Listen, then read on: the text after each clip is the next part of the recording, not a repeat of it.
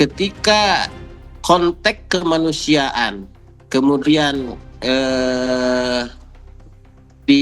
dilakukan pada momen yang kurang tepat hari ini, bahwasanya saya mengapresiasi bahwa niat baik ini belum langsung diimplementasikan, tapi sekarang lagi dikaji konsultasi minimal dengan 5 pimpinan negara yang Rencana Presiden Prabowo Subianto untuk mengevakuasi 1.000 warga Palestina dari jalur Gaza ke Indonesia menuai pro dan kontra. Di tengah eskalasi konflik yang terus menelan korban, langkah ini dinilai sebagai wujud kepedulian kemanusiaan.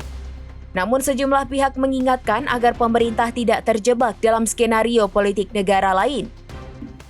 Kemanusiaan yang murni dengan air yang sudah mungkin bercampur racun yang diinginkan oleh Israel dan Amerika. Pengamat politik Timur Tengah dan dunia Islam Hasibullah Satrawi menyampaikan apresiasinya atas niat baik Presiden Prabowo.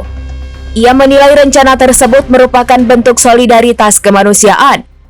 Namun ia menekankan bahwa langkah ini tidak bisa hanya didasari niat baik semata.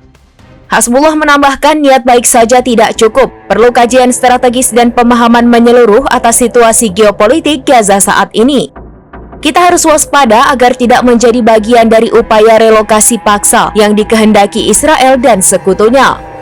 Ia mengingatkan bahwa sejak 18 Maret 2025, Israel telah menolak melanjutkan gencatan senjata dan malah intensif menggempur Gaza.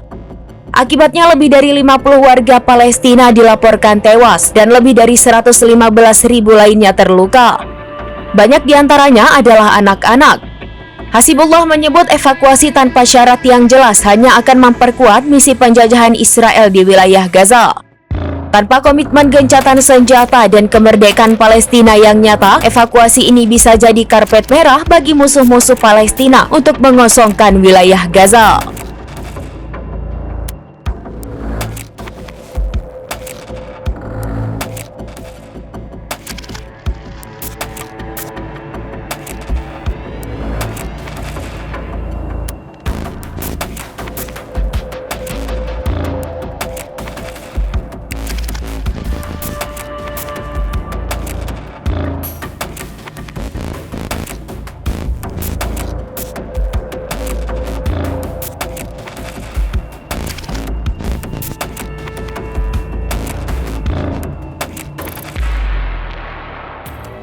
Download Tribun X sekarang, menghadirkan lokal menjadi Indonesia.